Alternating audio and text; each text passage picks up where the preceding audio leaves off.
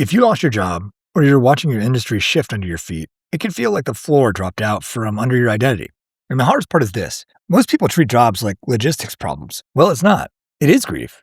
It is nervous system shock. It is the sudden question, who am I outside of this role? Today, my guest is Michelle Schafer, a career coach who helps people navigate career transitions with purpose and structure without shame. We talk about why high performers blame themselves first, how to stop confusing outcomes with worth, and why networking feels terrifying, and how to take the tiniest next step when you feel frozen. If you need a plan, and you also need permission to be human in the process, this episode is going to meet you right where you are. So let's go. Michelle Schafer, welcome to the show today. Thank you so much for having me, Ryan. Who is Michelle Schafer and what is her mission? I am a career coach. I specialize in career transition.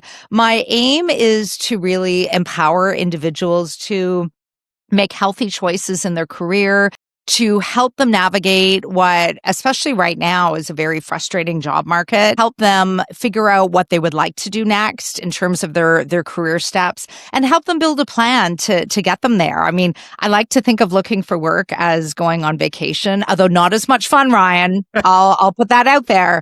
But certainly the commonalities are you need to have a target, you need to have a destination, and you need to have a plan. And so, I want to empower people to be able to do those things so that at any point in their career, if they're experiencing a job loss or just questioning what they're doing, they'll be able to have those tools and resources and be able to pick it up and channel their career direction at any point in their career. I've been lucky enough in my career to not have to worry about job transition and things like that. But I've certainly had a lot of clients that I've coached who have been going through that. And, just putting myself in their shoes, it's sort of terrifying and it sort of feels isolating and alone in that. It really is. If that person's listening, I don't know, what might you say to them right now? I'll say a couple of things. The first one is you are not alone. There are so many thousands, millions, I would say, people around the world who are experiencing job loss, like in this moment today, or have experienced job loss. Like I've experienced 2 big restructures in my career, which means that my job was eliminated. It wasn't my choice. Somebody else made that decision, and I reinvented myself both times. Do I remember in that time feeling like, oh my gosh, it was just me, or oh, if I was just a better performer, maybe they wouldn't let me go? That thinking, yes, it did dominate my mind at different times. So, I would share that as well. It's not about your performance. Like especially when there's restructures, these are business decisions. They're not personal decisions. They're not performance decisions. I see very well qualified, extremely competent, high performing individuals get let go all the time. So that's something I think for listeners to really take away. The other message, and this is so true, I think, is if you are experiencing job loss today, and you're frustrated and you're discouraged, I mean, Ryan, right now in our job market, it is not uncommon for more than 1,000 people to apply for the exact same job, which means you're competing with 999 other people. I would say if you're experiencing some frustration right now, and you're not really feeling like your job search is moving forward, this is not your forever place. Like you will not be looking for work forever. You will find another job. You will get other interviews. You will get offers. Like you're not going to be doing this until you're 85. So, that can be comforting to know that, yes, in this moment today, this is very uncomfortable, but I can be okay and uncomfortable at the same time because I know that there is going to be a time where this will turn around. And that's where taking actions and being really consistent in those actions can really support that. You mentioned this, but early in your career, you experienced these 2 unexpected restructurings that eliminated your job. And you said that the experience you've described as disrupted your sense of direction, and it forced a deep reckoning with your identity, with resilience and your values. But looking back now, who did those experiences require you to become as you moved through the transition? Yeah. It's a real question of identity, isn't it? And I'd say the first identity that I needed to embrace in part, it wasn't going to define me certainly, but I did need to identify with the fact that I'm a job seeker now. Like I am looking for work. I don't have the comfort of a secure job and a salary and all that right now to rely on. I need to embrace the fact that, yes, I am looking for work. And so I'm going to need to do things that are going to help further my search, take me out of my comfort zone, like networking, Ryan. Ooh, in my first restructure, I had no idea how to do that. I mean, Yeah. at the first, my first restructure, I was with the organization for 18 years. So they knew me. I got jobs based on my reputation. So it was, that was part of my identity too, is I needed to try some things that were going to stretch me, were going to feel uncomfortable. When I got into coaching, so my second restructure, I was let go from a large national cancer organization. I was in not-for-profit, and after 7 years was restructured.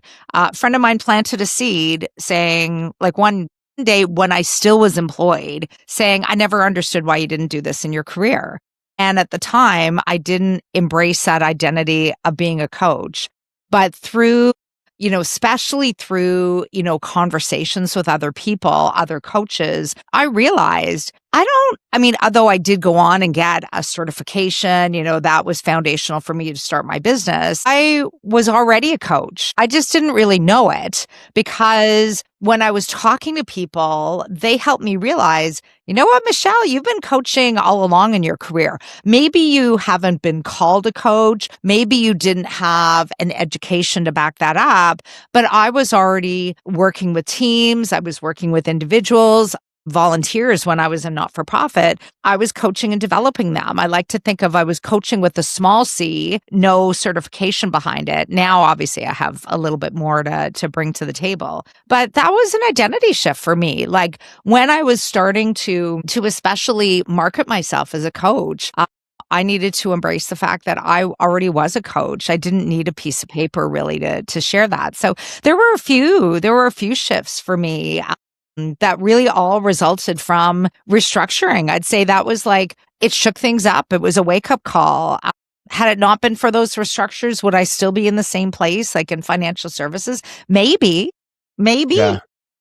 But certainly these experiences were wake up calls for different reasons. Yeah. Yeah. Just kind of calling back to what you said about these jobs just being sort of eliminated, like high performing jobs. I was talking to a career coach. It's probably been a year ago. She's been on the show and she just said, yeah, most people I work with, I mean, they take responsibility for, I did something wrong. She's like, but, jobs just change, companies change and they don't need the same thing. And I kind of followed up and I was like, oh, so really, people aren't getting released because of their performance, and that was kind of shocking to me to realize that, like, hey, it's good that high performers want to own, the results, but Yeah. a lot of cases here, it just happens, and you're forced to sort of adjust. It's really hard, especially for individuals that are not given any kind of reason. So, and this is quite common, Ryan, like we're, and the way that people find out about this, they're completely taken aback because I mean, I've worked with hundreds and hundreds of clients now over the 10 years that I've been coaching. And I've heard all the stories. I mean, some of the worst ones are ones that people say, I thought I was going in for my performance review Yeah. and I left without a job. Like there was just no preamble, no warning, and no reason given. So those individuals really struggle initially with their job search because that way of thinking that you're just touching on, which is, your head goes to the performance place. Well, Yeah. it must be because, I did something wrong or I wasn't performing at the level that I was, that they needed me to be at. And I mean, some of my clients have been tortured by that thinking. Like they honestly, in their minds and their hearts, feel if I were a better performer, I would still be there. And it's hard to work with those deep-seated beliefs because the reality is it's a business decision, and I help those clients by reframing with them. And I say, well, so tell me about something that you did that you're proud of, something you got great feedback on. And they say, oh yeah, I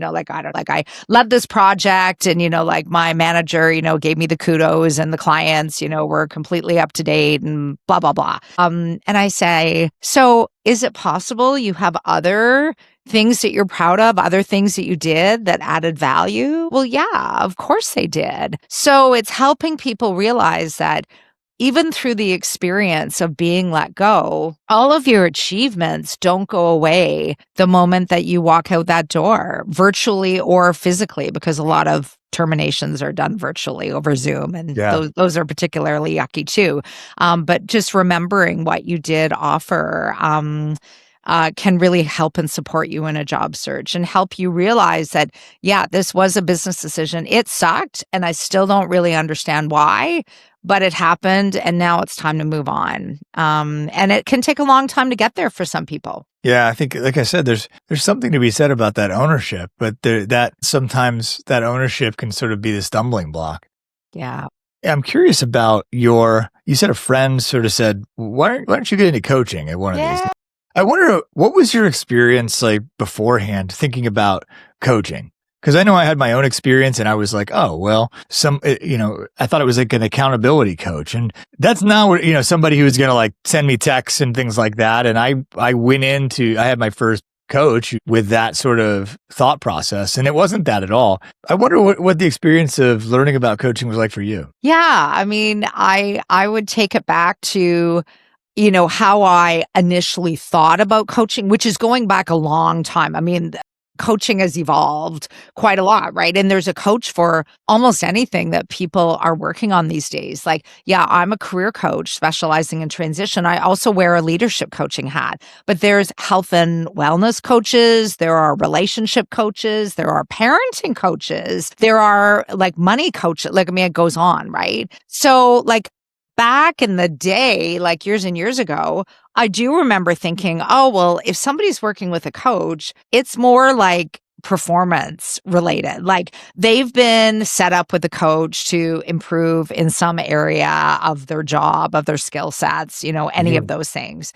And the reality today is that it's not that. I mean, coaching is like if you want to evolve and develop or just build on something, you can work with a coach and you can grow and you can evolve. And anybody watching this will see the sign behind me, which is Yeah. find joy in the journey. Like Yeah.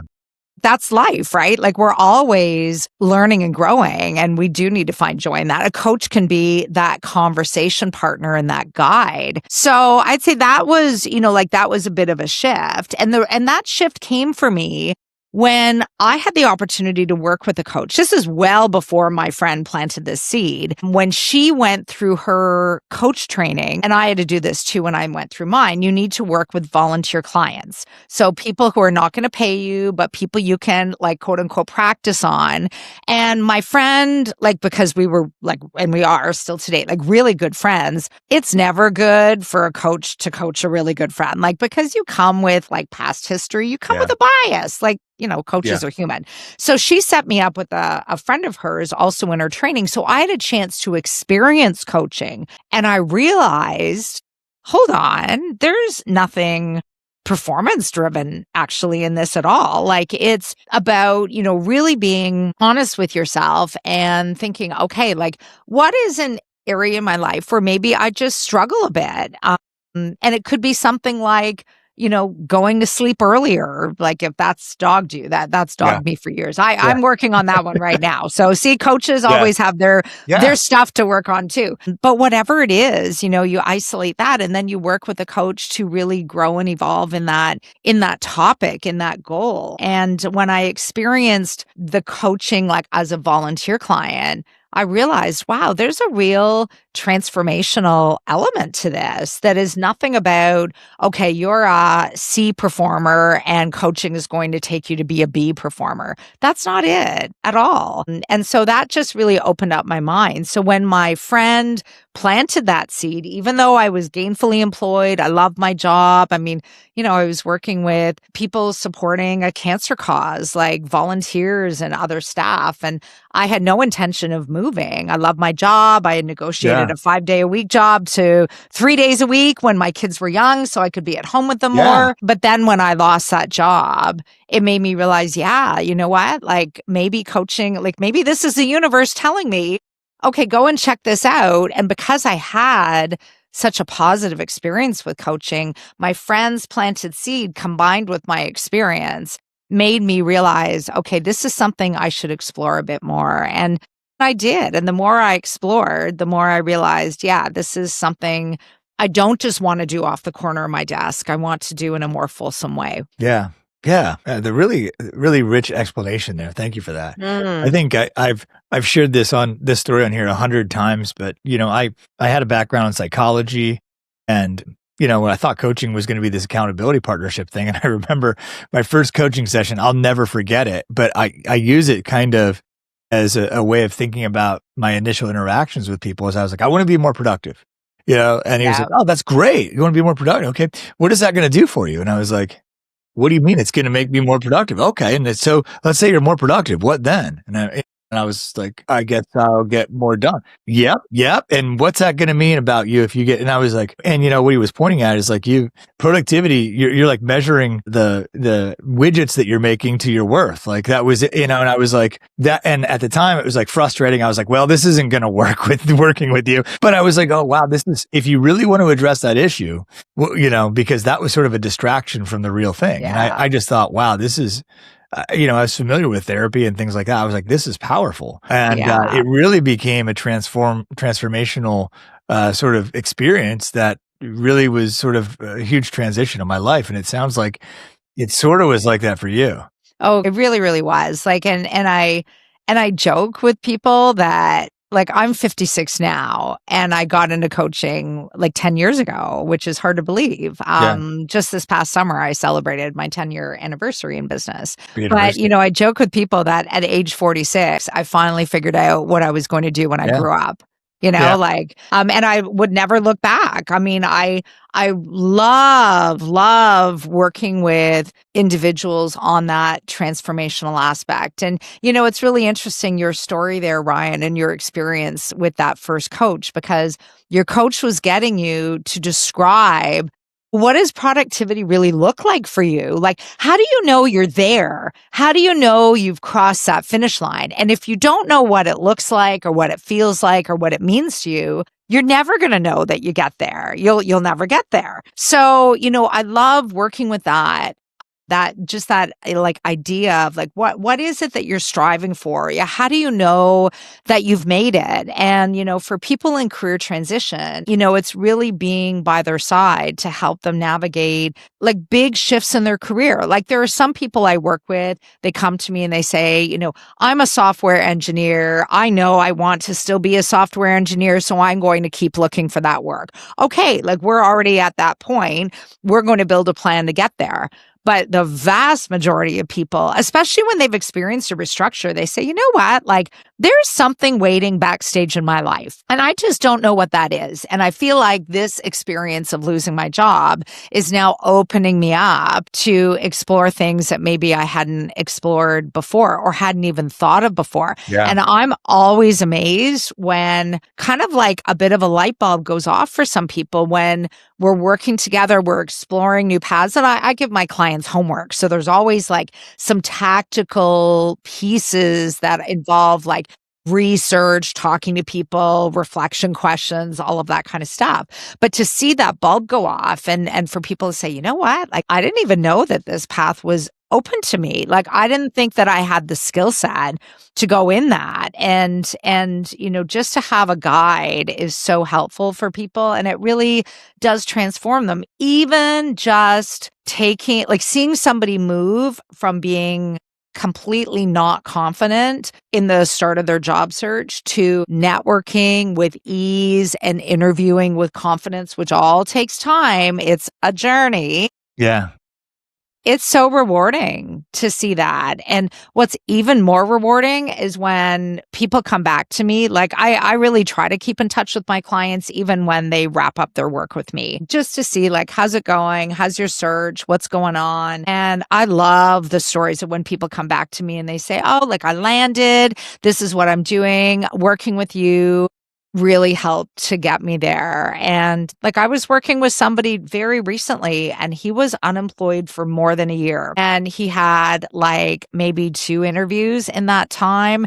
applied for a few jobs, but was so discouraged, he kind of just gave up on his job search Yeah. for a while. He's employed now. He, like, working together, built the confidence and gave him the tools to reach out to some former colleagues, to make specific asks when he met with them. He uncovered a lead through those conversations, and he got a job through somebody he worked with like years and years ago. Yep. Seeing that transformation and somebody move to that place that at the time they reached out to me seemed completely not accessible to them, that's massive. Like, there's no price tag that goes on that. And it just is such a deeply rewarding feeling to see that. You're sort of describing this, but if you stripped away the job titles, how would you describe the deeper work you're actually doing with clients? Goodness, that's a great question. I mean, I would say it's part awareness building. It's awareness building, confidence shifting, view widening. All of those things I would say are really underneath like the work that I do with clients. And like the view widening is really big because that's where people start to have access to different possibilities that they may not have really been aware of. The awareness building is really big too, because there's a fair number of people who are coming into a job search already with a lot of limiting beliefs. Like, a limiting belief, of course, is something that it's something that we're thinking about that is founded on an assumption or a judgment. And there's a lot of assumptions and judgments that people make about all kinds of activities in a job search, or just their ability to navigate all those. So even just to help them build their awareness that there are things that they are putting in their own way can be really big. And, all of those things really lead to some transformation in their career, in that they're going into their next job feeling like they know what their achievements are, feeling like they know what their value is, feeling like they know how they can make a contribution, and also feeling like they can navigate this if it happens again. I mean, I'm working with a client right now. He's come back to me because he's experienced a second job loss. So he was completely taken aback with his first one, felt incredible betrayal, and a whole lot of shame actually that went with it. Even though, again, business decision restructuring, moved into another position, has loved that position for like the last, 7 or 8 years. Structure again, but he's starting this job search in a place that he wasn't with the first one. He knows his toolkit. He knows what to do. Like, he started right away. I'm going to start, reaching out to some people. I know where to look for work. I know how to customize my resume. All those things that we worked on the first time, he's now able to put into practice. Does he still feel betrayed by the second organization? Oh, you bet he does. That was like, it's a loss, right? Any job loss is a loss. And this loss is compounded by the previous loss, even though it happened like 7 or 8 years ago. Yeah. But he's operating on a much more stable, stronger foundation. So, so you take away, like the title of career coach. Yeah, what does that really mean? It's Yeah. all of that, which is really big for people. In 2024, you were recognized as one of Ottawa's best coaches. What does that mean to you? I was deeply surprised and deeply delighted, because you know what? Like, I would say if you talk to any career coach, I mean, we don't do this for recognition. Like, we don't do this to win awards, or any of those accolades. I mean, we do it primarily, first of all, because we've had the experience. Like, I don't know a career development professional that hasn't been let go. I mean, we've all gone through that experience. So we get into this work not to be the top of anything, although it's wonderful when that happens, but we do it because we want to help people. We want to support them. We want them to have a guide. We want them to have a soft landing when they're navigating career transition, because it can be scary, overwhelming, discouraging, and it can bring hope and possibility and opportunity. Like, I mean, all of that can be true at the same time. When I found out that I won that award, like that recognition,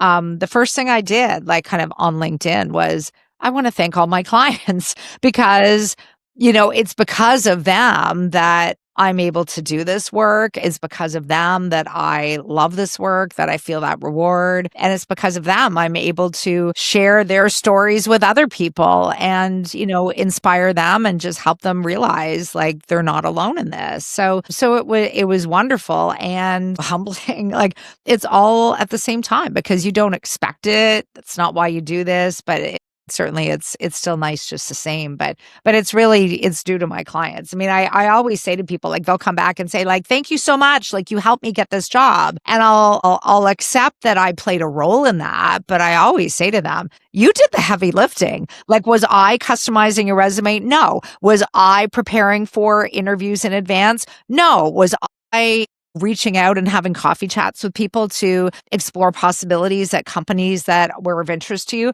No. Like Yeah. they were doing all of that work, and for so many, I would say like really every single client has been stretched in some way to do some new things, to try out some things that are uncomfortable for them. They're doing the heavy lifting, not me. I'm providing a structure and I am providing a safe space Yeah. for them to Sure. explore and share their own frustration and their own feelings and their own grief around their loss. I mean, I'm actually just going through a training program as a coach to be a grief companion. I work with grief every day. It's not the kind of grief that your listeners are probably expecting. Like nobody has died, but yet for a lot of people, a part of them has died when they lose their job. No, certainly. And there is grief over that loss. So if I can be that conversation partner for people and be that guide, I'm not telling them what to do. I'm not doing the work for them, but I'm providing a safe space to allow them to do that work. Yeah. Yeah. I think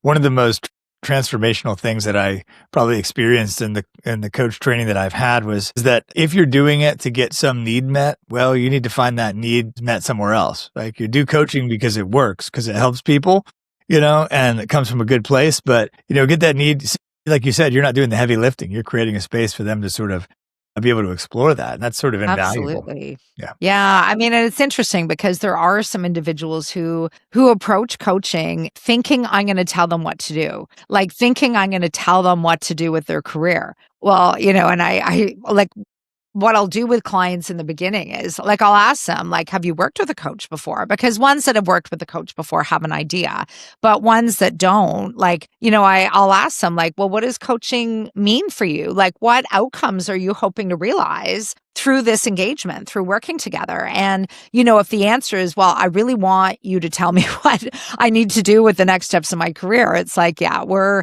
probably not going to be the best fit for each other because I'm going to ask you a whole lot of questions because I believe that you have the answers in you. And that is very true for every client I've worked with. They actually have the answers in them. They Yeah. just don't know it yet. So, Yeah. asking the questions like what your coach did, right? Yeah. You were expecting a certain experience and I your was, coach was yeah. asking you a whole bunch of questions. You're thinking, what? I didn't think that's what this was going to be. But, I need to know from them, like, what are they thinking? What's inside them? Like, and just, I can help them unlock and access that, but it's not my place to tell them what to do with the rest of their life. Yeah. But it is my job to be objective, to help them see what their own roadblocks and limitations are, help them reframe those. Yeah. It is my job to help them take steps forward with whatever it is that they're going to do. It is my job to help them gain clarity by giving them activities that will allow them to figure out what their next steps are going to be. Yeah. All those things, yeah, they are my job, but it's like, I'm not going to put 10 jobs in front of, like, if you were looking for work, Ryan, I'm not going to say, okay, Ryan, here's 10 jobs, Yeah. like, go research them and let me know what you think. Like one of them is going to be what you're going to do next. Well, no, actually, it's like, Yeah. that's not how it works at all. So yeah, that back to that transformation. It's just, it's so key, but that is what coaching is all about. It's about the transformation. It's not about the directional approach to things. Well, let me just say thank you for saying, okay, this is my job, because I think that where I was curious about going next is it's hard to explain sometimes what coaching is, because people who don't work with me, they'll be like, oh, I need you to tell me what to do here. And I'm like, well, that they're like, you're a coach, don't you? And I'm like, yeah. let me just tell you that I don't tell people what to do. It's a lot of Yeah, questioning you know. I think if you think about, it's funny because I had a trouble with the word coaching initially. I was like, what is like life coaching? It sounds like you need somebody to tell you what to do. I mean, that's literally what it sounds like, right? And Yeah, so, as I've sort of gotten into it, you sort of, I've learned the power of the world, like the word facilitating, right? If you think about, if yeah, you go to I don't know, if you even go to like an orchestra or something, a live performance somewhere, there's somebody facilitating it, right? Where if it doesn't come in, yeah, nobody knows where to sit, nobody knows when they should start. There's that is sort of what you're doing is you're sort of helping them like co-create the space where they can yeah. sort of, envision what it is they want to do. And it's sort of that. And the other metaphor I always think of is being a mirror. It's like, what do you use a mirror? Oh, Well, yeah, every day. Okay. You use it to what?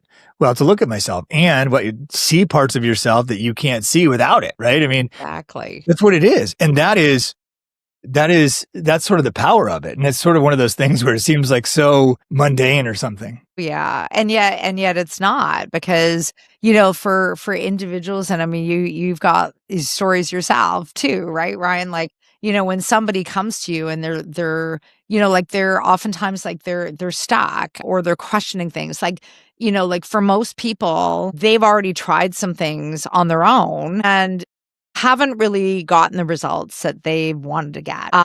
And so they're looking to a coach to again, like be that guide and be that professional. And it's, it's always amazing to me, like when I start working with somebody who initially was quite stuck, is what has been lacking for them and why they haven't been able to get to where they want to go. The big thing that has been lacking for the most part is structure. Is like some kind of plan, like if and actually having something that's actionable, that's documented, and giving you like something to do to get you closer to that goal. People will just say, oh, I want to do this, like, "Oh, I want to become a project manager, but like I haven't been successful doing that." Well, okay, like describe for me what you've tried. And a lot of people are like it's all in their Yeah, head. There's exactly. nothing written Yeah. down. And I'll say to people, like, a goal is just a wish unless it's written down. Like when you write it down, you're committed to it. And there it is. And that's why, like, when I work with individuals, like I will, like capture for them in some way, what are your actions? I always encourage them obviously to do that too, but it's good for me too to kind of have that like in front of me. But like these are the things that you are telling me that you're committed to doing. And I'll always ask clients, like, what is the tiniest step you can take forward? Like, like, well, let's use an example of somebody. They want to go to the gym. Like this is like January, right? When we're recording this. People like register, like buy memberships for the gym in Yeah. droves, right? But then they drop off, usually by February. It's just not sustainable because people set themselves these big lofty goals. I want to go to the gym for 1 hour, 5 times a week. Okay, that sounds really good. But at the end of the day, what is the first tiny step that you're going to do to even recognize that? And I mean, the first tiny step to go to the gym is, okay, I'm going to put on my right running shoe. Yeah. I'm going to sit on my step and I'm going to put on my right running shoe.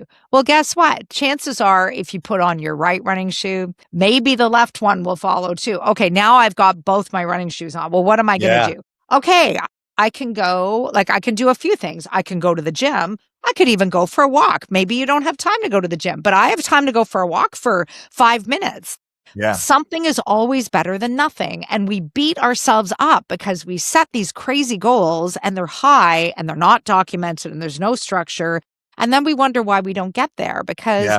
we just need to do something. And for somebody who's going through career transition, that something, as opposed to I'm going to update my whole resume, that something could be I'm going to write one achievement statement and put it on my resume. That's it. Like Yeah. that's the tiny step. And if you have more energy for it, maybe one statement will lead to two, maybe two statements will lead to three. But you need to start somewhere. And if we do something, we don't get down on ourselves. And in a job search, getting down on yourself for like some clients, that's just something that's just part of their mindset. And it really colors how they look at the labor market. It colors how they look at their search. But when we go back and strip it away, what's the tiniest little step you can take? People start to experience some success because they've done something. And little successes add up to big successes. I mean, you've seen that. Oh, yeah. It happens in our personal lives too. Yeah. So, in your experience, what part of a person's identity is most threatened during a career transition? Oh gosh. I mean, I would say it's the identity around being somebody who can support their family, who is doing something productive to contribute to society or an organization. The identity is threatened of, I don't have any skills all of a sudden, like it's, if I was let go, then obviously I'm not valued. I can't find work somewhere else because I was let go from this one place. I mean, a lot of how we think about ourselves is tied up in our work. And when you sever that attachment, that's where the grief comes in. I mean, grief is just really a response to a severed attachment, whether it's the loss of a loved one or a pet, or our financial stability or our health, like in the case of like maybe a cancer diagnosis, for example. So when that attachment is severed, there's a lot of things that then shift, even as part of that, it's, like the relationships that you build, right? Yeah. When you're at work, some people feel like, oh, well, I've just lost all my friends. Now I'm alone. Like I don't have people that, I would talk to every day. And like that's really deep. It's really deep. And there's some people who identify more with their work than others. I would say it's a healthy approach to, yes, feel like good and valued in our work, and feel like we're doing work that energizes us. I mean, that's one of the keys to career fulfillment. But then the other part of our identity is like if it's all wrapped up in work, then we've really lost our identity. But a healthier approach is, yeah, we can relate and identify to our work and how we contribute to that. But then there's my own identity outside of work. So what are the causes I value? What are the things that I like to support? How do I get involved in my community or with my family? Identifying as, like maybe a mom and a community champion. And I mean, if I answered your first question all over again, when you Yeah. you asked, like, well, who's Michelle Schafer? And I'll be honest, I gravitated to that professional, explanation, like I'm a coach and this is what I do. But I mean, the reality is that's not all of who I am. Like, certainly, Yeah. like I am a serial volunteer and I am a mom to two boys, age 17 and 19. I used to be a hockey mom and a rugby mom Yeah. and a soccer mom, and a classroom volunteer. And I'm a good friend and a devoted partner and all of those things Yeah. are part of who I am too. So we do default. I think I was the example even just in that first question. Like we do default to what we are all about professionally. And I think this is where, we just went through the holiday time. And, think about holiday parties and you're at like a gathering, like maybe Yeah. it's in your neighborhood or whatever. And like one of the first questions that people ask is, so like, tell me what you do. And if you're looking for work, that is a loaded question because, a lot of people don't want to say, oh yeah, I was let go. I'm looking for opportunities. So, it becomes really hard to answer that. I actually, coached a number of people like through the holiday time to say, when you're asked that question, how will you respond? And they would tell me what they would say. And, we would layer onto that. So I'd say, you don't need to answer the question based on like your title. How comfortable do you feel with sharing that you're looking for work? Because that can open up to possibilities when you simply mention to people, because then they want to ask, oh, what are you looking for? When you bring that to the conversation, like, yeah, like I'm experiencing a job loss. I'm looking for, roles in this kind of area, or I want to do work that gives me energy. Here's what really gives me energy. When we respond in that way, we are responding more from the perspective of what we love and enjoy and what fires and lights us up, as opposed to yeah, I was let go, and I'm a project manager or whatever it is. I mean, Yeah. that doesn't really give people a lot of insight, but you can make that a more comfortable response, Mhm. and have something to share. I actually say to people like have something to share, like document it and practice it in advance. See how comfortable it feels. Have somebody like a friend say, "Okay, so tell me what you do." And then, now you've got something, right? That you feel a bit more comfortable with. People oftentimes just feel really caught off guard. And then when they're already feeling down on themselves, that just like it seems to them like it's a spotlight on the fact that they're looking for work. And yes, they are looking for work, but that's not the whole of them. There's a lot of the person that hasn't changed or gone away. Yeah. Yeah, I think there's a couple of things that really show up for me as I'm listening to your wonderful response there. And the first is sort of what you sort of ended discussing on, and that is the idea of identity. And I remember there was a time where I was in this group coaching program, and he's like, "Okay, I want everybody to introduce themselves, but you can't say your name, your job, where you're located in the world, or your relationship status." And I remember I was like, "Oh my gosh, please don't call on me first." You know what I mean? But the So what response, did you say? I mean, I think I said I'm a human being who is curious about what everybody else's answers were, or something like that. I took like the humor approach, but I think that Yeah. question sort of stuck with me. It's like, wow, because we just say, if you say, "Well, who are you?" Oh, you mean my name?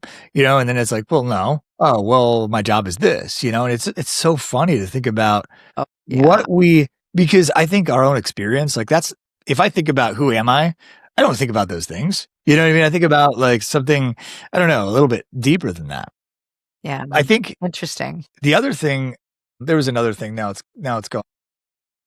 I'm gonna have to use that though in a workshop. I actually facilitate some workshops Yeah. on occasion. That's a great opener. I'm gonna have to remember that. Thanks for that, Ryan. Yeah. It just is, it's kind of, it's tricky, but I think Yeah. the impact was it made everybody sort of uneasy to go into this session, but the impact Yeah. taking away was, wow, what does that mean? Like Yeah. when you think about who you are. And I think what I was thinking about is sort of my next question in the notes is that you talk about helping people move into work that sort of energizes them, right? And I think, I sort of have these working theories that I always throw out here, but we get to a certain point where, and I think sometimes it is in your 40s. So it doesn't really surprise me that you're saying, yeah, 46, I sort of figured out what I was going to do when I grow up, But we get to a certain point where we have sort of, it's kind of Maslow's hierarchy of needs. We kind of have our basic needs met. And I think when human beings get to that point, our natural reflex is to sort of turn around and be like, I want to help other people.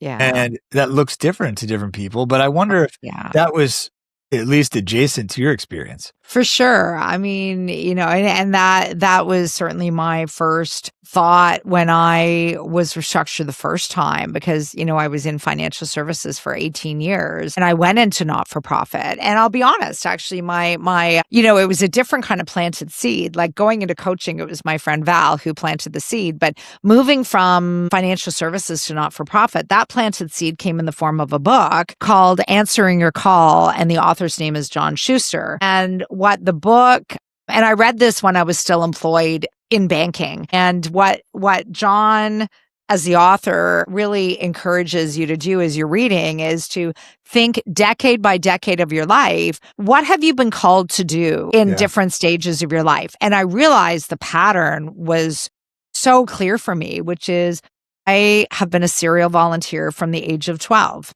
I mean, that I attribute to my parents. I mean, they laid that foundation. And I still do volunteer work. I still do like pro bono coaching and I work with entrepreneurs and that's pro bono.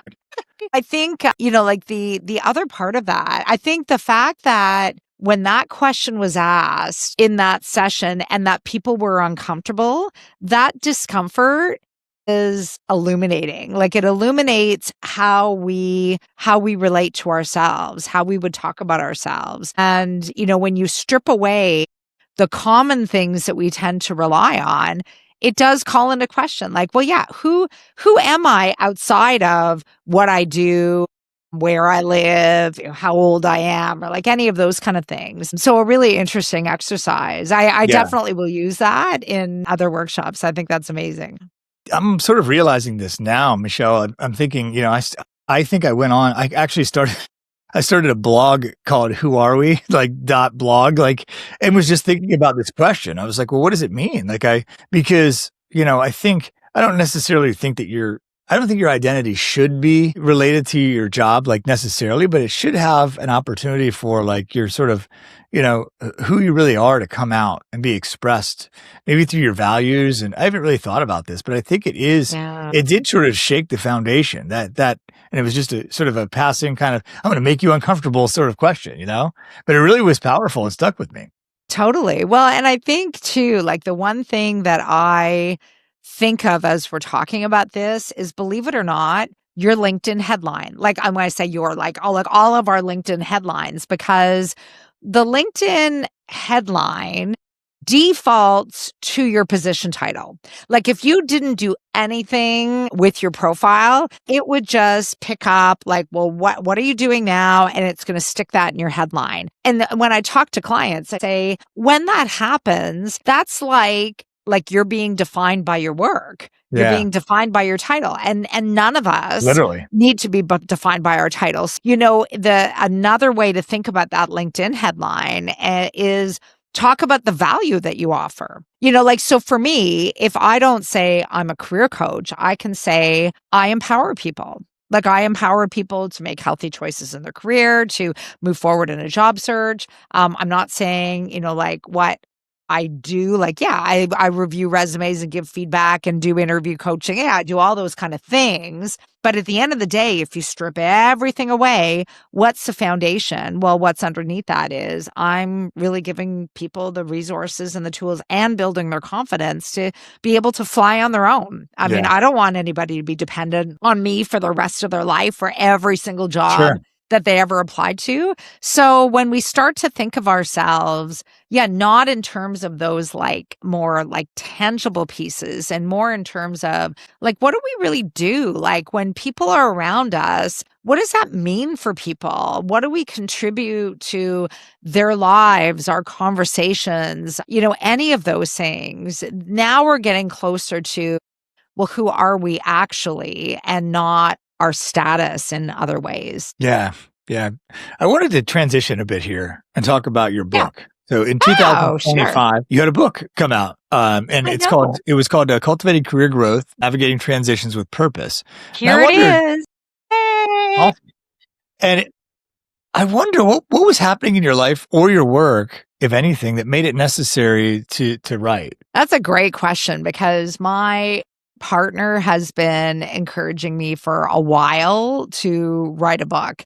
And my answer to him all the time was, I don't have time to write a book. Like a book is Yeah, not a LinkedIn post. I mean, I write on LinkedIn all the time. Those are little, but like this is big. So I would say like, I don't have time. And then the other part of it is, what would I fill a whole book with? Like, I really didn't think that I yeah, had a lot that I could write a whole book on. So, really, well, there were a couple things that shifted. One, the publisher that I eventually worked with reached out to me directly over LinkedIn.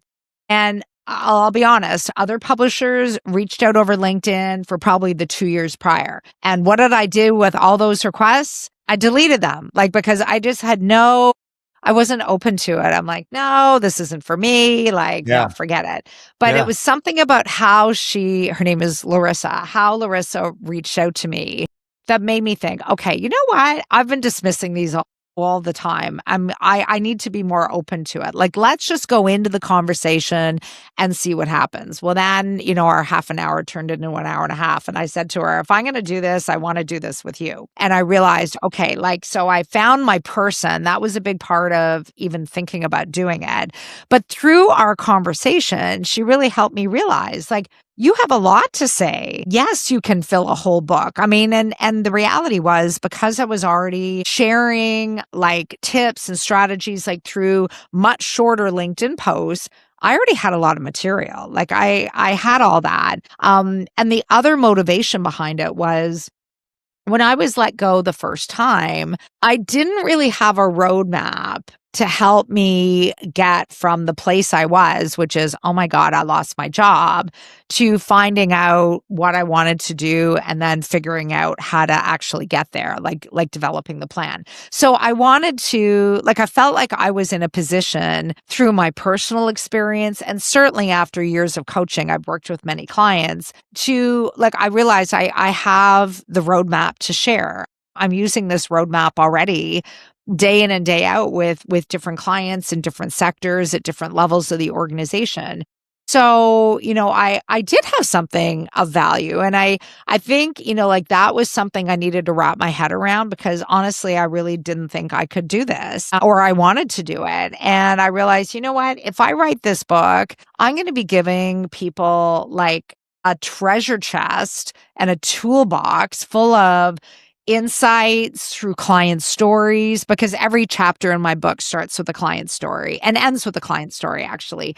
I'm going to be giving them strategies, tips, and I really wanted to have something where people could write in the book. Like, I didn't just want it to be like theory about, developing your career, looking for new work. I Yeah. wanted to give them like space and questions. Like, this is, like Yeah. the coach in me, right? Is like, don't just digest all this. What are you going to do about it? So every chapter I would have reflection questions that people could like write their answers and build their job search plan, essentially chapter by chapter. So it was a big shift, but I'm so glad I did it. And, it's really interesting because, we were talking about identity before, and I remember only a few months in to writing, I was working with a writing coach. I mean, she helped me make my writing better. Like, so I had a deliverable every week. I had to produce a chapter, and then we would talk about it, and I made Yeah. some changes in that. And I remember a few months in, I can't even remember how this came up, but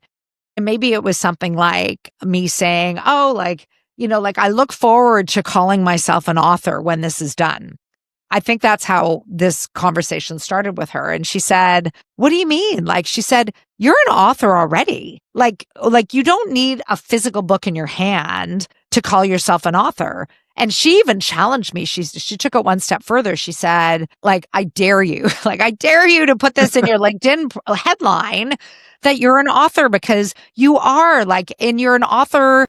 Yeah, you don't have the physical book yet, but you are writing that book chapter by chapter. You had the vision for the book before you even started. And before all of that, you committed to this whole process. You are Yeah. committed. You are accountable to yourself." So she said, "You are an author." And so, like, that identity, I wasn't willing to go there until the book was done. Like, so when the book was done, I was ready to call myself an author. And she challenged me on that.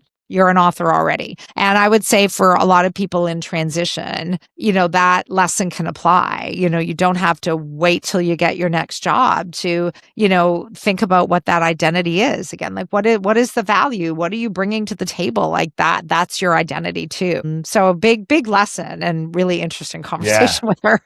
Absolutely. Yeah, that's fantastic, because it's funny that, it's funny to think that certain people who become authors, they never considered themselves an author before, but that's a story that I sort of hear a lot. Yeah. One of the things I did in sort of looking at your looking at the book here is I sort of went through some of the reviews to see what people were saying about it, right? Yeah. And there's multiple reviews that mention real life examples in the book. Yeah. And I guess I'm wondering, when you chose which client stories to include, what did you want readers to learn sort of emotionally, not just tactically? Yeah. I mean, that's a really great question. I mean, through the stories, yeah, of course, there's a lot of tactical stuff that I do bring into my book. I do want people to walk away with a toolkit, no question. But each story, like, whether it's about like learning how to network or preparing for interviews or figuring out what your brand is and communicating that through your marketing assets, which are really like your resume and your LinkedIn profile. Underneath all that, I also wanted readers to understand what that person was experiencing. So the frustration, feeling overwhelmed, like, oh my God, I don't even know where to start. The deep disappointment when you apply for a job and you don't get it, or you interview for a job and you don't get it. I wanted people to understand that was part of the experience too. And through applying these tools, it helped to transform that. So it helped to build confidence. It helped to, by having a structure and a plan, minimize the overwhelm so that people weren't just, throwing out 300 resumes a week, which for all listeners, don't do that. Do not do that. Not a good strategy. But like just being able to position for them at the start of the chapter, this is how that person was feeling, and then how did things work out for them. So yeah, I think that's a great question. Yeah, like the book is practical strategies, but it's also about addressing just what are those emotions, naming those emotions, and also through all those stories. What I also hope that readers will get is that I'm not alone. Like, so, for somebody to read a chapter and think, oh my God, like that sounds like me. Like I'm experiencing that and I'm feeling that. And the hope then that comes from trying some new things and feeling different about your job search, people will see themselves in the book, but I'm also hoping that they get just the hope and opportunity that comes from it as well. Well, I think the emotional impact helps them connect with the tactical portion of it, because Yeah. there's all kinds of, I mean, if you go through LinkedIn, just people's posts, there's like, 5 steps to do. I always think to myself, I mean, this is really good stuff, but, I doubt very many people are like, oh, I'm going to, review this post every day and do, there has to be something human that connects to it. Yeah, And for now I sure. remember what I was going to say earlier is you were talking about, you're going through training with grief, right? And the thing that came up when you said that is that I know there's a research that came out years ago. I can't remember who, but basically the findings in the study were there are 2 key drivers that people didn't really recover from, things that happened in their Yeah. life. And the first was a loss of a child. That was number 1.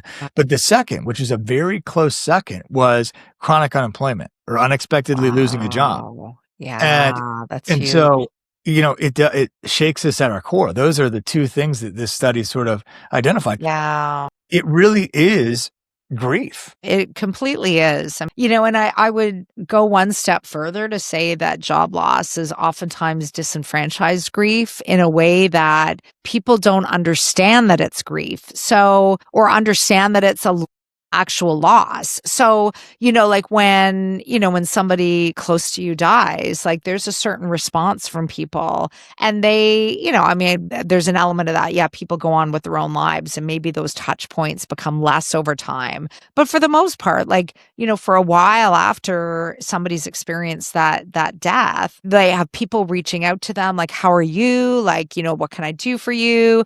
When somebody loses their job, there is an element of thinking around, okay, well, yeah, you're going to be okay. You're really skilled. Like you're going to land on your feet. I know there's something out there for you. And there's not the same, like, how are you doing with this? And there's not the same checkpoints and there's not the same offers of like there's the lasagna is not going to show up at your door when you lose your job, but the lasagna will show up at your door if you've lost your dad. Yeah. So I say it's disenfranchised because there's not the same understanding or emotional response from people when somebody has gone through that. And there's also some avoidance. Like some people then just ignore the fact that the person's looking. They don't want to ask because they don't want to upset the person.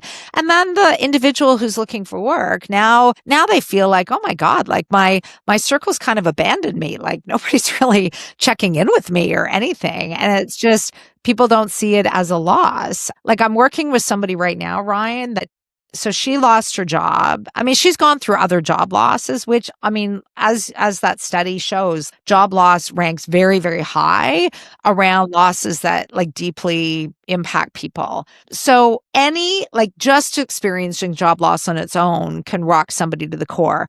But now imagine if somebody has had other losses. So this client that I've worked with now, it's been a few months.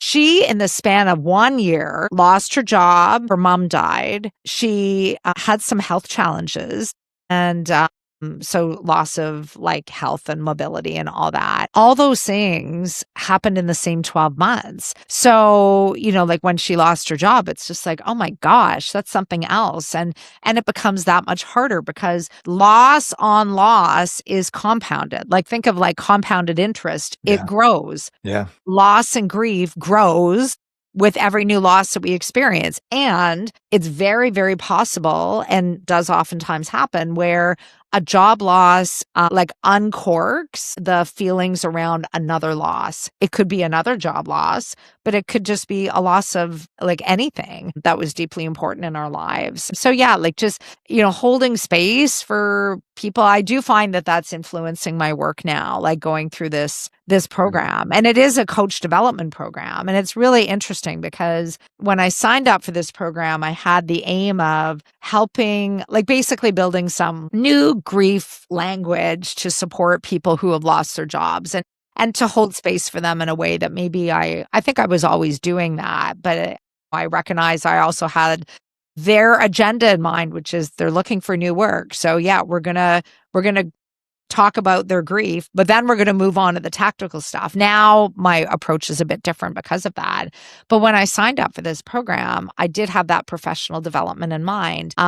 And then it was probably a month after I signed up for the program, my dad died very suddenly and Gosh, yeah. unexpectedly in August. And so it took on that personal development and it gave me a chance just to process my own grief in a different way and just to do things like, rituals that, still keep my dad in my life, and applying that way of thinking to a job loss. There are rituals that you can do to keep you moving forward, even when grieving. Like a ritual could be, every morning I'm going to go for a walk in the forest that's like 10 minutes from me, or, I'm going to do some movement of some kind. Maybe I'm going to, pull up a YouTube video and do some strength training, or I'm just going to sit quietly and have like 15 minutes a day in peace to read a book or have my coffee and like be mindful about this, like hold that mug and like smell it and like all the experience that goes with it. That could be a ritual that somebody takes on. But having those rituals, it made me think of like just yesterday, I was working with a client that he said, he said like, the hours just bleed into each other. He's looking for work. And he said, like, I don't get up from the computer, like at Yeah. all. Like, he doesn't even have breakfast. He just like, whoosh, okay, we're going to get in it. And then he loses himself in it, the whole experience of looking for work. So, we talked about, well, what would be a ritual that you would want to incorporate? Oh, well, I want to start my day by having breakfast. Okay. So what is the system that will allow you to be successful with that? Like just thinking you want to have breakfast. He's been thinking about that and not being able to do it. So what would get you to the point where you're like reaching for the bowl and pouring cereal or whatever it is that you have? Well, I'm going to put it in my calendar. And I'm like, there you go. Yeah. Now he's got a calendar entry, have breakfast. That's what it says, Yeah. and he's creating that space for himself. But, when we are experiencing a loss, we do need those rituals. They hold us, they ground us. Yeah, absolutely. And I think that that's, the thing that shows up for me, especially in your last share there is oftentimes I will be like, let's forget goals. Let's talk about systems. You know what I mean? What is the system that's, and I think it goes back to what's hanging up behind you, the board, enjoy the journey, right? Or find joy in the journey. Yeah. And I think that is, I just recorded a video for, this is separate from what I do here, but for my YouTube channel for my coaching. And it was like it was called Addicted to the Outcome. And it just was a different perspective. It's like, what happens when you base your whole life on an outcome, and you realize that an outcome is just sort of a spot on. It's important. It's a mile marker. It's a day where, something happens. But if you base your whole life on that, all the other points along the way, you're not, finding the joy in the journey. And that's where, people who really are wrapped up by identifying themselves with their job really struggle, because if their whole identity is, yeah, I'm contributing to my family, I'm not a statistic, I'm not Yeah. part of the unemployment statistic, I'm part of the employed statistic. if that's your whole identity, when you lose that, and I mean, I write a lot on LinkedIn about being prepared for change. Like, if you think that you're never going to be let go, you kind of have another thing coming. Like, Yeah. it is very likely going to happen, and being prepared for that change is the best gift that you can give yourself. But it's just that idea of like, yeah, moving away from like wrapping up your whole self in your work, because when that work goes away or it changes dramatically, sometimes that happens. There's a merger, your job really changes, the environment, the culture changes, then you're left with almost nothing Yeah. if you lose that job. So our identities, yeah, like, is partly professional. And that question in the workshop shows, yeah, we're conditioned to respond to like, this is what I do, and all of that, right? Yeah. But we're more than that. And so the more we can embrace that, I actually say to clients, around like, you're talking about systems. I say to them, like, what's your routine when you're looking for work? And a lot of clients don't even have one. Like, when we're working, we do have a routine. We have meetings to go to, we have people to see, we have reports to draft, like all those kind of things. When we're looking for work, guess what? You carve out your own routine. So I'll say to them, like, oh, so what's your routine? And some people will say, oh, like, I spend like 2 hours every morning. And then we talk about like, what system do you have, like, to, kind of honor that time and protect that time. But then I'll say to them, so what are you doing for yourself? And they like some people look at me, well, like, I'm doing shopping, and like, I'm like, I have to paint this wall. My partner has asked me to do that because I'm off, and like, like, what else am I going to do? Like, well, no, Yeah. like, you're looking for work, of course, right? But I'll say to them, like, so, but I said, that's fine that those things are there. I said, what do you want to do for you that feeds your soul? Like, that has nothing to do with your search. It has nothing to do with your partner's expectations. Yeah. It has nothing to do with your to-do list. And then people are really kind of stuck, and then they might start to think, well, like I like walking in the forest. Okay, so how much time each day do you feel is reasonable to do that? Oh, well, I think I could probably do that for 20 minutes. Okay. How are you going to build that into your routine now? How is that going to show up in your system, in your routine? So it's helping people see that when you're looking for new work, because one day will bleed into the next if you don't have any kind of routine. And then you get to the end of the week and you think, oh, geez, what did I do?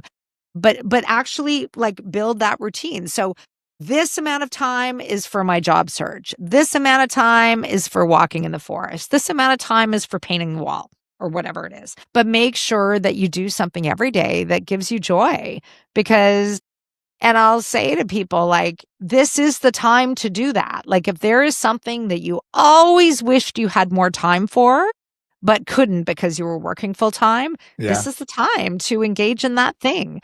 And oftentimes, like, I find when I talk to clients, they have hobbies or, things that they wish they had more time to do. I said, this is your time.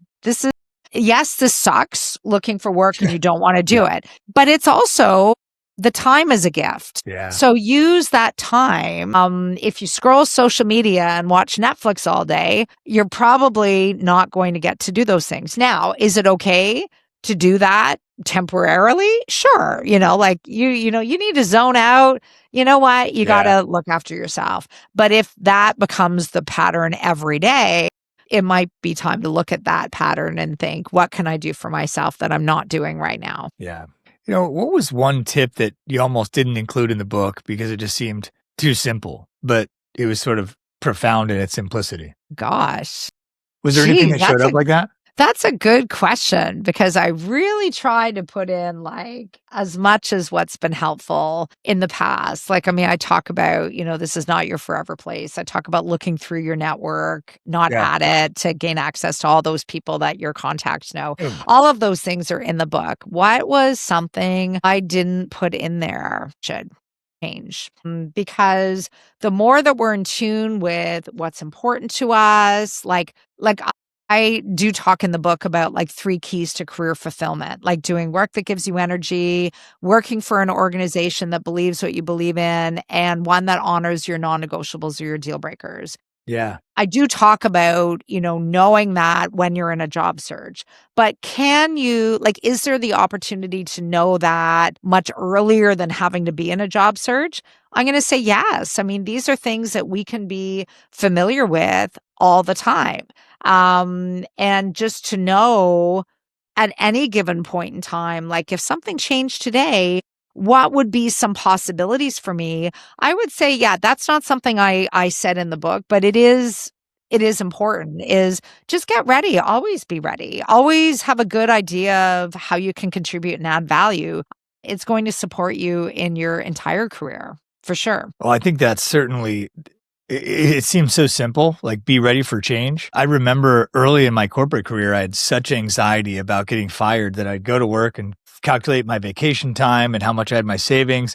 Like as a Wow. daily, that was like my daily ritual. I mean, it was a Yeah. little extreme, but I remember I was listening to, of all things, Brian Tracy. He's like, I don't think it was ever an actual book. It was an audio book called Reinvention. And this Oh, kind of started me along this path way before, I was in my early 30s, maybe late 20s. And he just said in there, if you lose your job, he's like, maybe take a day off. But the day afterwards, he's like, act like yeah. you're employed. Get dressed for work, sit down, make a list of calls that you have to make. And then at 5 o'clock, Yeah. stop and go do what you normally do. And I remember Yeah. I was like, oh, okay, if that happens, I'll just do that. And I remember it just gave me some sense of calm, but really it was Yeah. what you were saying. It was my way of just being ready for change. Yeah.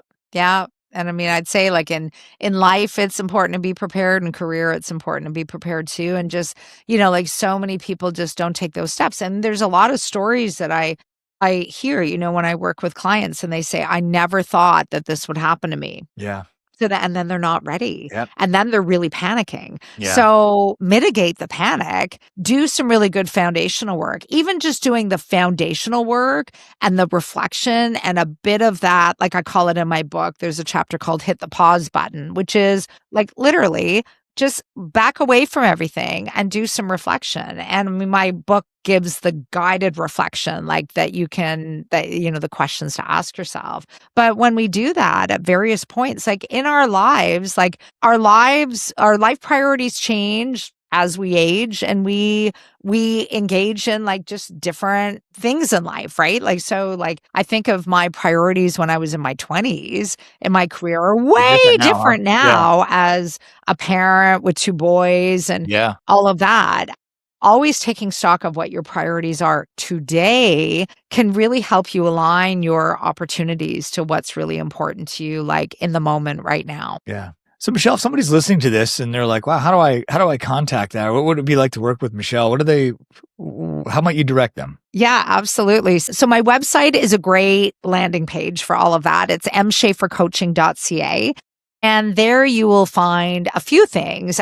One, there's a link to book a consultation with me, totally free, 30 minutes. And virtual. If you are listening and maybe contemplating making a shift, or maybe you've been in a job search, it's been pretty frustrating and you just want to talk to somebody about it, do book a consultation with me for sure. You'll find in there information about my services and my programs, also a free chapter to my book. And so, Ryan, I'm giving that to your listeners today as a little freebie. The other freebie that's connected to my site that you'll find, but as listeners, you're going to get immediate access through the show notes, is a reflective document. It's I call it my career focus framework, but it is a chance to reflect on and just land all of your career priorities, what's important to you. So that's a great place to reach out and connect with me. The other place is LinkedIn. So especially if you're looking for work, hopefully you are on LinkedIn. If not, that's a good thing to consider being on LinkedIn. There's lots of possibilities there. I post, I would say like 5 out of 7 days of the week on like just job search topics about, exploring new career paths. Some of the emotional side of looking for work. I post about that too. Please reach out, follow me, direct message me, let me know that you heard me here, and would love to have a conversation with you. Yeah. And I just want to reiterate your point. You'll be able to find all of that in the show notes, whether you're on YouTube or Apple Music, Spotify, wherever you're listening, you'll be able to find that. Life happens, and sometimes things happen in life that you would never, ever expect. I mean, one thing I didn't share today, which I'll share right now, is I never in a million years thought I would become an entrepreneur. And I realized when I was networking with other coaches that the better path to be able to reach many people was to be able to set up a coaching practice. But prior to that, I worked for these large national organizations, pulled a salary, had vacation, never would have thought in a million years that I would branch off on my own. And yet it was scary to do that. It absolutely was. But it was the best thing I ever did 10 years ago. And so I guess I'll just leave listeners with open yourself up to those possibilities. Don't close yourself off or think, oh, there's only this one path for me in life. It's never too late to do something different. I'm working with a client right now, Ryan. He's 71 years old. Ah, And awesome. we're It's incredible. doing a job search plan together because he sold the share in his business, but he's not ready to hang up his, all of what he can do for work. He knows he can still make a contributions.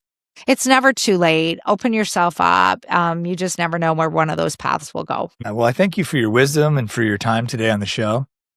Thank It's been you. great. And I wish you the best with the book and your coaching practice and all of it. Thanks so much. Thank you so much for having me, Ryan. Yeah.